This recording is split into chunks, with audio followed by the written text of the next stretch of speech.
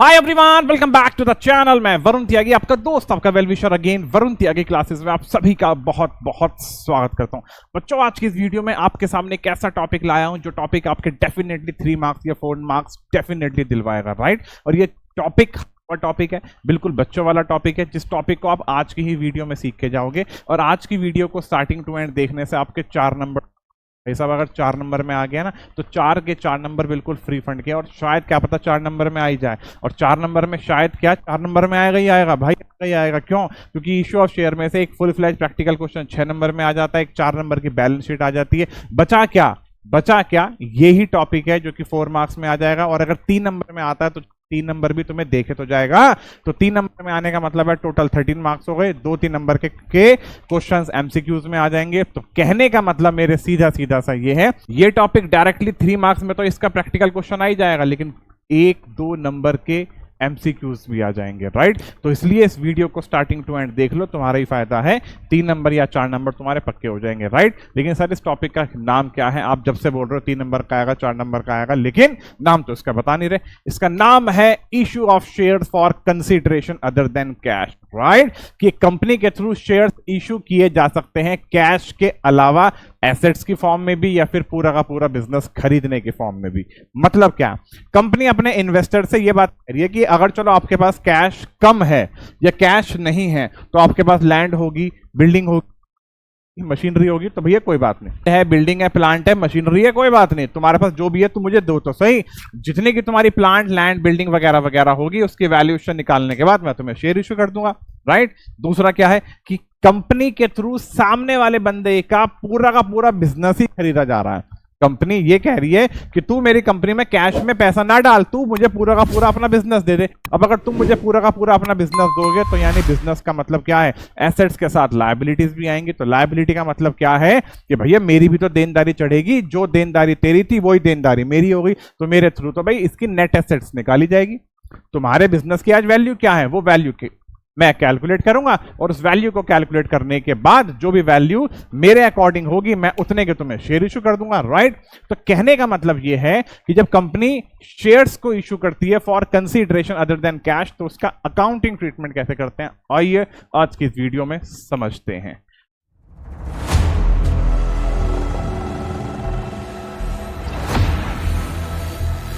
Right. आ जाओ जी, ये सब छोड़ो, पहले तो मैं तुम्हें इसका टॉपिक समझाता हूं, राइट। प्रैक्टिकल क्वेश्चन कराऊंगा बाद में, ध्यान से देखना। Shares issued for consideration other than cash का मतलब सिंपल सा यही है कि जब कंपनी के थ्रू शेयर्स इशू किए जाते हैं, कंपनी शेयर्स बेच देती है और सामने वाले बंदे से उसकी कैश ना लेते, उसकी लैंड ले सकती है, उसकी बिल्डिंग ले सकती है, उसकी प्लांट ले सकती है, या फिर मशीनरी या फर्नीचर के पास कैश को छोड़ के जो भी एसेट्स है, आप मेरी कंपनी में आके उस एसेट की फॉर्म में भी पैसा इन्वेस्ट कर सकते हो, राइट। पहले हम लोग देखते हैं कि जब कंपनी के थ्रू सिर्फ और सिर्फ एसेट्स ली जाए तो उसका अकाउंटिंग ट्रीटमेंट क्या होता है। ध्यान से देखना, कंपनी के पास 2 ऑप्शन होते हैं।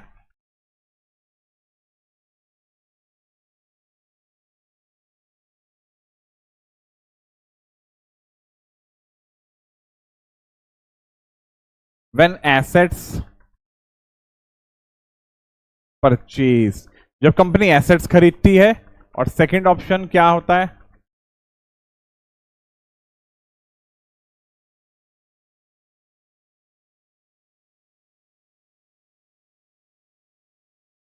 व्हेन बिजनेस परचेज, जब कंपनी एसेट्स परचेज करेगी, तो मान लो मैं एक कंपनी हूं, मेरी कंपनी में सामने वाला पर्सन पैसा इन्वेस्ट कर रहा है एसेट्स की फॉर्म में, तो मैंने सामने वाले बंदे की एसेट्स खरीदी, तो मैंने उसकी जो भी एसेट्स खरीदी तो मैं सबसे पहले एसेट्स के अकाउंट को डेबिट करूंगा।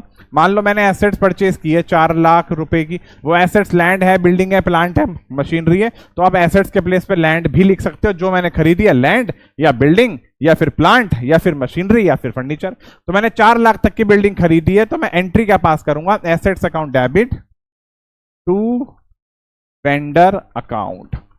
यहां वेंडर क्यों आया भाई? सामने वाले बंदे से मैं उसकी एसेट्स को तो परचेज कर लिया, लेकिन एसेट्स परचेज करने के साथ साथ मेरी लायबिलिटी भी तो अराइज हो गई। अब वो पर्सन मेरे लिए लेनदार क्रिएट हो गया ना, क्योंकि मुझे उसे शेयर्स इशू करने होंगे। तो जो पर्सन मेरे लिए लेनदार हो गया, यहां इन्वेस्टर मेरे लिए लेनदार हो गया, तो इन्वेस्टर को कंपनी वेंडर ट्रीट करती है, उसे वेंडर का नाम दिया जाता है। अब जब मैं वेंडर को शेयर इशू करूंगा तो मैं क्या एंट्री पास करूंगा? Vendor account debit to equity share capital account. और अगर यही शेयर मैं वेंडर को प्रीमियम पे इशू करूंगा तो vendor account debit to equity share capital account to security premium account, right. तो यहां पे मैं एंट्री पास कर दूंगा। बल्कि एक काम करता हूं, तो मैं इसी सेंस में ही समझाता हूं कि जैसे कि मैंने यहां पे तुम्हारे सामने 4 लाख लिए हुए ना, तो मैं 4 लाख की सेंस में ही समझाता हूं।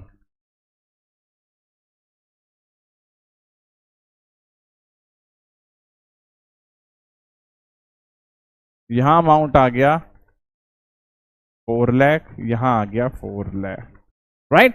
अब अगर मैं सामने वाले पर्सन को यही 4 लाख की बिल्डिंग खरीदने के बदले में उसे प्रीमियम पे शेयर इशू कर रहा हूं, तो यहां आपके सामने ये नहीं पता कि मैंने कितने नंबर ऑफ शेयर सामने वाले बंदे को इशू करे, राइट। मैंने सामने वाले पर्सन की 4 लाख की बिल्डिंग तो ले ली, लेकिन बिल्डिंग लेने के बदले में मैंने उससे शेयर कितने इशू करे, उसे अपनी कंपनी के अंदर कितने शेयर्स का मालिक बनाया, राइट। तो अगर मैं मान लो यहां शेयर्स इशू करता हूं प्रीमियम पे, और मैं प्रीमियम की वैल्यू ले रहा हूं 20% और फेस वैल्यू ले रहा हूं 100, मैंने फेस वैल्यू ले ली 100 और प्रीमियम ले लिया 20%, यानी कि 20 रुपए, राइट। तो इस केस में हमें क्या चीज फाइंड आउट, कैलकुलेट, यहां वर्किंग नोट बना के calculate number of shares to be issued. मैं कैलकुलेट करके दिखाऊंगा number of shares to be issued. ध्यान से देखना क्या फॉर्मूला होता है, purchase consideration upon issue price. अब what is the meaning of purchase consideration? ये परचेज कंसीडरेशन का मतलब क्या है? परचेज का मतलब होता है खरीदना, कंसीडरेशन का मतलब होता है to give something and to get something in return, कुछ लेने के बदले में कुछ देना, राइट। मैंने सामने वाले की बिल्डिंग को परचेज किया, तो अगर मैं सामने वाले की बिल्डिंग को खरीदता हूं तो बिल्डिंग को खरीदने के बदले में मैं उसे जो दूंगा उसकी वैल्यू को मैं परचेज कंसीडरेशन का नाम दूंगा, राइट। मैंने यहां सामने वाले बंदे से 4 लाख रुपए तक की बिल्डिंग खरीदी, तो 4 लाख रुपए की बिल्डिंग खरीदने के बदले में मैं उससे शेयर इशू करूंगा, तो 4 लाख रुपए की बिल्डिंग की वैल्यू के बदले में मैं शेयर इशू करूंगा, तो 4 लाख रुपए का अमाउंट क्या माना जाएगा? परचेज कंसीडरेशन, क्योंकि बिल्डिंग को खरीदने के बदले में मैं उसी वैल्यू के ही शेयर्स इशू कर रहा हूं, राइट। तो हमेशा से याद रखना, calculate number of shares to be issued को निकालने का क्या तरीका है? PC upon issue price. PC की वैल्यू है 4 लाख, इशू प्राइस हो गया 120। कैलकुलेटर लाते हैं, कैलकुलेटर के थ्रू इसकी वैल्यूएशन करते हैं। 4 लाख डिवाइड बाय 120 कितना आया? 3333। तो यानी number of shares to be issued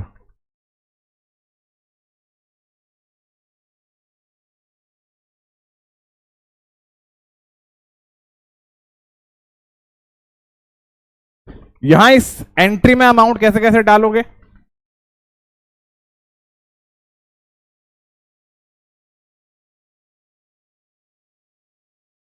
ध्यान से देखना,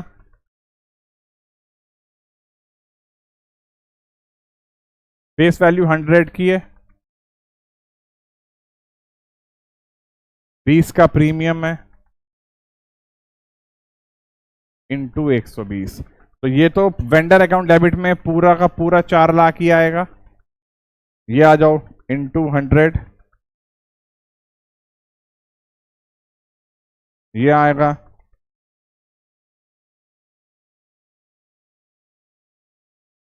राइट। तो इन दोनों का समेशन इस 4 लाख से ही आएगा। इस वाले केसेस में मैंने बोला है कि मैंने यहाँ पे शेयर इशू किए हैं एट पार पे, तो सीधी सी बात है पीसी के प्लेस पे 4 लाख आ जाएगा, इशू प्राइस 100 आ जाएगा, तो यहाँ number of shares to be issued 4000 आएगा, तो यहाँ क्या हो जाएगा 4000 इंटू 100, 4000 इंटू 100, 4 लाख, राइट। इसे आप जर्नल एंट्री को पास करोगे किस केस में, जब कंपनी के थ्रू शेयर इशू किए जाएंगे for consideration other than cash, right. इसी में ये केस समझाता हूं कि जब कंपनी जितने वैल्यू की मान लो कोई एसेट्स परचेज करती है, उस वैल्यू में से कुछ वैल्यू का सामने वाले पर्सन को यानी वेंडर को या तो ड्राफ्ट इशू कर देती है या उसे तुरंत के तुरंत चेक से पैसा दे देती है, राइट। तो उस केस में आप एंट्री को कैसे कैसे पास करोगे ध्यान से देखना, यहीं पे आप पहले इसका स्क्रीनशॉट ले लो, फिर उसके बाद समझाता हूं। पहले इसे रब करते हैं। ये जब पूरा का पूरा बिजनेस खरीदा जाता है, ये अगले पेज पे ही बताऊंगा। अब मैं यहां पे आपसे ये कह रहा हूं कि हमने 4 लाख की तो बिल्डिंग खरीद ली, लेकिन 4 लाख की बिल्डिंग खरीदने के बाद हमने 1 लाख रुपए वेंडर को तुरंत ड्राफ्ट इशू कर दिया या फिर 1 लाख रुपए उससे तुरंत चेक से पे कर दिए। वेंडर कह रहा है कि जी मेरे पास बिल्डिंग तो खैर 4 लाख रुपए की है, लेकिन मैं आपकी कंपनी में इन्वेस्टमेंट सिर्फ 3 लाख तक की ही करना चाहता हूं, तो यानी कि हमें उसे 1 लाख रुपए रिटर्न करने पड़ेंगे। तो कंपनी के थ्रू 1 लाख रुपए कैश में रिटर्न नहीं किए जाते, सारे के सारे बिल्कुल एज अ प्रूफ कंपनी के पास डॉक्यूमेंट्स होने चाहिए। तो अगर कंपनी के थ्रू 1 लाख रुपए वापस किए जाएंगे तो या तो कंपनी उसे चेक से पेमेंट पे करेगी या उसे ड्राफ्ट इशू करेगी अपने रिकॉर्ड्स मेंटेन करने के लिए, राइट, एज अ प्रूफ। तो अगर कंपनी के थ्रू 4 लाख में से 1 लाख की पेमेंट उसे ड्राफ्ट के थ्रू या फिर चेक के थ्रू पे हो गई तो कंपनी का बैंक घटेगा। तो कंपनी उस केस में पहली तो एंट्री पास करेगी, ये ध्यान रखना, कंपनी के थ्रू पहली एंट्री पास की जाएगी ये। सेकेंड एंट्री क्या पास की जाएगी, vendor account debit to bank account, right. अब बचा क्या, 3 लाख रुपए के हमने सामने वाले पर्सन को 20% के प्रीमियम पे शेयर इशू कर दिए, तो vendor account debit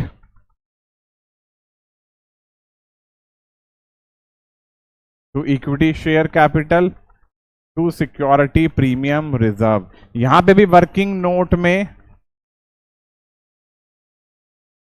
number of shares to be issued कैसे कैलकुलेट करोगे, अपॉन पीसी माइनस जो आपने पेमेंट चेक से पे करी है वो, अपॉन इशू प्राइस। पीसी कितना था 4 लाख, तो 4 लाख में से 1 लाख की पेमेंट आपने तुरंत पे कर दी, इशू प्राइस वही 120 हो गया, तो 3 लाख अपॉन 120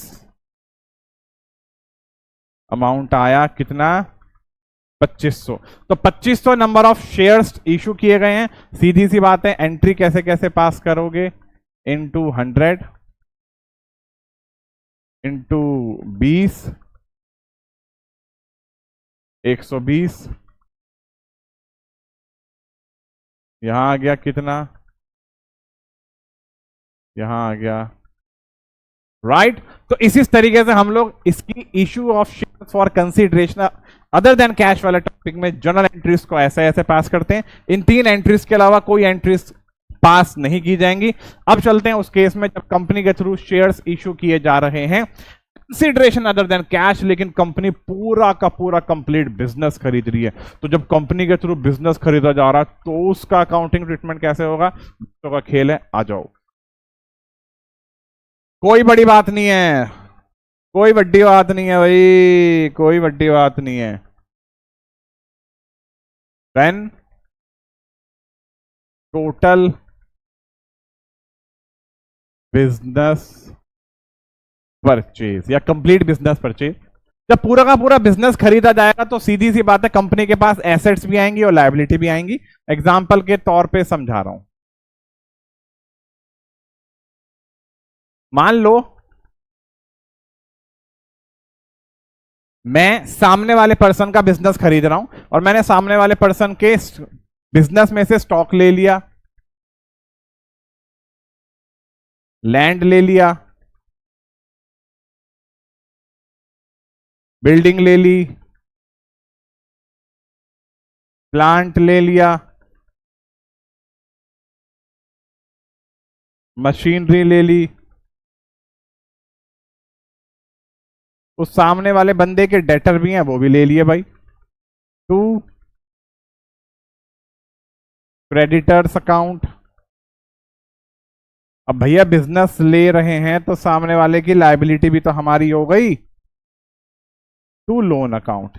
ऐसे ऐसे मान लो, स्टॉक की वैल्यू मान लो 1 lakh, land 2 lakh, building 3 lakh, plant 60,000, machinery 40,000, debtors 20,000। ऐसे ही अब लेते हैं क्रेडिटर्स कितने के हैं, लेनदार हमारे भैया यहां लेनदार हैं हमारे मोटे तो 1 लाख, बिल पे करना है हमें 80,000 का, और 1,20,000 का हमें लोन चुकाना है। राइट। तो आप खुद सोचो कि मैंने सामने वाले पर्सन की जो एसेट्स ली हैं उसकी वैल्यू क्या है। मैंने सामने वाले पर्सन की जो एसेट्स ली हैं उसकी वैल्यू कितनी है। 1 और 2 3, 3 3 6, 6 6, अच्छा ठीक है 6 लाख। इसे भी एक काम करते हैं, प्लांट को भी 6 लाख लेते हैं बल्कि, ठीक है। तो 1 और 2 3 6 6 12, 12,40,000, 12,60,000। और सामने वाले की जो मैंने लाइबिलिटीज परचेज करी हैं वो क्या है, कितने की हैं। 1 लाख में 80 जोड़े 1,80 और 1,20, इन तीनों का समेशन आ गया 3 लाख।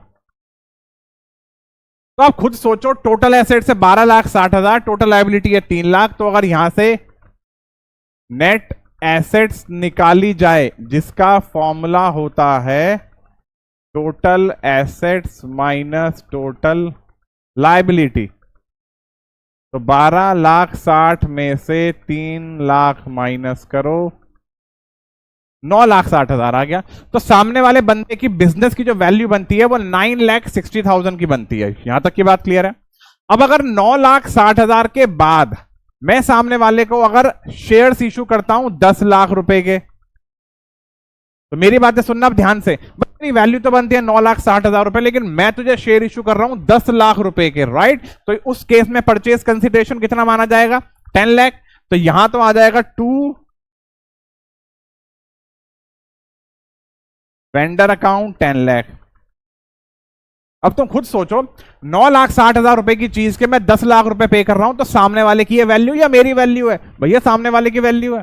भाई तेरी कीमत 9,60,000 की है और मुझे पता है कि तेरी कीमत 9,60,000 की है, लेकिन मैं तुझे तब भी 10 लाख रुपए तक के शेयर इशू कर रहा हूं, राइट। तो मैं तुझे 40,000 रुपए के फालतू शेयर इशू कर रहा हूं, तो 40,000 की तेरी गुडविल है ना कि मेरी, राइट। तो उस केस में आप जो डिफरेंस आया उसे गुडविल के नाम से डेबिट कर देना, राइट। अब आप इन तीनों का समेशन करके देख सकते हो, इस साइड का समेशन और इस साइड का समेशन बिल्कुल सेम आएगा। ये कितना है 10 लाख और 3 लाख 13 लाख। ये आ रहा था 12,60,000 में 40 जोड़ दिया 13 लाख, 13 लाख 13 लाख आ गया। अब मुझे सामने वाले बंदे को क्या करना है, शेयर इशू करने हैं। तो शेयर इशू करने का मतलब क्या है, अगेन वही vendor account debit to share capital account. अब पीसी की वैल्यू कितनी है 10 लाख, राइट। तो यानी कि मैं उसे 10 लाख तक के शेयर ही इशू करूंगा। भाई मैंने सामने वाले बंदे का या फिर सामने वाले पर्सन का 9,60,000 का बिजनेस 10 लाख में लिया है, तो वो मेरी कंपनी में इन्वेस्टर 10 लाख रुपीस का माना जाएगा। तो मैं उसे 10 लाख के शेयर इशू कर दूंगा, 10 लाख 10 लाख। अब अगर मैं उसे शेयर इशू करता हूं प्रीमियम पे, तो उसकी एंट्री क्या हो जाएगी, यहीं पे ही लिख देंगे टू सिक्योरिटी प्रीमियम रिजर्व। क्या लिख देंगे, सिक्योरिटी प्रीमियम रिजर्व, और यहां से 10 लाख को हटा देना। अब क्या होगा जी, राइट। अब मैंने सामने वाले बंदे को शेयर इशू करें मान लो अगेन 25% के प्रीमियम पे, और फेस वैल्यू मैंने ले ली 100। तो again number of shares to be issued को निकालने का क्या तरीका है, पीसी की वैल्यू कितनी है 10 लाख अपॉन 125, राइट। तो पीसी अपॉन इशू प्राइस 125 हो गया, डिवाइड बाय 125 कितने आ गए, 8,000 शेयर मैंने उसे इशू करे, इंटू 100 इंटू 25, 125। तो यहां तो भैया 10 लाख ही आएगा, 8 लाख, 2 लाख, राइट। तो इसी तरीके से हम इसकी एंट्री पास करते हैं। इस वाले एग्जांपल के थ्रू आपको डेफिनेटली समझ में आ गया होगा कि जब पूरा का पूरा बिजनेस खरीदा जाता है तो उस केस में एक तो ये एंट्री पास करोगे और उसके बाद शेयर्स को इशू करने की एंट्री पास करोगे। और अगर इसी में ये वाली कहानी आ जाए कि मैंने सामने वाले बंदे का 10 लाख में तो बिजनेस लिया है, लेकिन 10 लाख के बाद मैंने उसे 2 लाख का ड्राफ्ट इशू कर दिया, तो पहले ये एंट्री पास करना, उसके बाद ड्राफ्ट इशू करने की एंट्री पास करना, vendor account debit to bank account 2 lakh, then उसके बाद ये एंट्री पास कर देना। लेकिन अब ये एंट्री किससे पास होगी? 8 लाख रुपए से। तो अब यहां पे क्या चीज मेंशन करोगे? Purchase consideration minus bank upon issue price. Purchase consideration 10 lakh था माइनस 2 लाख जो मैंने उससे सामने वाले बंदे को ड्राफ्ट इशू करा है, तो 8 लाख अपॉन 125। सिमिलरली यही कंसेप्ट किया जाएगा, जितने भी number of shares to be issued आएंगे उसकी ऐसे ऐसे मल्टीप्लाई करते चले जाना, आंसर आ जाएगा। अब एक छोटी सी चीज समझाता हूं रटने वाली। आपको परचेस कंसिडरेशन की तो वैल्यू का साफ साफ पता ही होगा। यहां जैसे कि मैंने 10 लाख लिया हुआ है, तो यहां पे तो मैंने 10 लाख रुपीस ले लिए। अब इन डेबिट साइड और क्रेडिट साइड के क्या करना? समेशन करना। अगर डेबिट साइड में कमी आती है तो डिफरेंस तो आएगा किस नाम से? डिफरेंस कर देना गुडविल के नाम से। डिफरेंस कर देना गुडविल के नाम से। और अगर डिफरेंस क्रेडिट साइड में आता है तो वो डिफरेंस किया जाएगा किस नाम से? कैपिटल रिजर्व अकाउंट से। मतलब क्या है कि सामने वाले पर्सन के बिजनेस की नेट एसेट्स 9,60,000 थी, अब मैं इसका बिजनेस खरीद रहा हूं मात्र 9 लाख रुपए में, तो यानी कि मैं सामने वाले बंदे को 9 लाख रुपए तक के शेयर इशू कर रहा हूं। अब अगर 9 लाख के शेयर इशू करूंगा तो उसका बिजनेस बनता है 9,60,000 का, मैंने 9 लाख के शेयर इशू करें तो 60,000 की कमी है, तो इसमें तो फायदा मेरा है। अरे इसमें तो फायदा मेरा है। कैसे? कि सामने वाले बंदे का बिजनेस 9,60,000 का, लेकिन मेरी जेब से तो सिर्फ 9 लाख के ही शेयर गए, मैंने तो उससे अपनी कंपनी में 9 लाख का ही शेयर होल्डर बनाया, तो यानी कि मुझे तो जो भी डिविडेंड पे करना होगा वो तो 9 लाख पे करना होगा, तो 60,000 का तो मेरा ही फायदा है, मेरा ही फायदा है। तो जो मेरा फायदा होता है मैं अपने उस फायदे को कैपिटल रिजर्व में ट्रांसफर कर दूंगा। तो उस केस में जो इनका डिफरेंस आया 60,000 रुपए, यहां पे मैं 60,000 लिख दूंगा, राइट। ये जो मैंने आज आपको टॉपिक समझाया है, इस टॉपिक से रिलेवेंट कुछ प्रैक्टिकल क्वेश्चंस लाया हूं, और बहुत अच्छे अच्छे प्रैक्टिकल क्वेश्चंस लाया हूं, जिस टाइप के प्रैक्टिकल क्वेश्चन आपके एग्जाम में पूछे जाएंगे। तो इसके बाद जो एक पार्ट लाऊंगा जो कि issue of share for consideration other than cash का ही होगा, जो कि पार्ट 12 होगा, जिसमें मैं आपको इसी के ही कुछ प्रैक्टिकल क्वेश्चन कराऊंगा बड़े बिंदास बिंदास। और उसके बाद एक छोटी सी वीडियो बना देंगे 5 मिनट की, जहां कंपनी के थ्रू अगर सामने वाले पर्सन से सर्विसेज ली जाती है तो सर्विसेज लेने के बदले में कंपनी के थ्रू शेयर्स इशू किए जाते हैं प्रमोटर्स को या फिर अंडरराइटर्स को, तो उसका भी क्या क्या ट्रीटमेंट होता है, राइट। तो इस वीडियो को स्टार्टिंग टू एंड जरूर देखना, जरूर देखना, जरूर देखना। अब मिलता हूं बहुत जल्द एक और नई वीडियो के साथ। Thanks for watching and keep watching and keep smiling. Bye.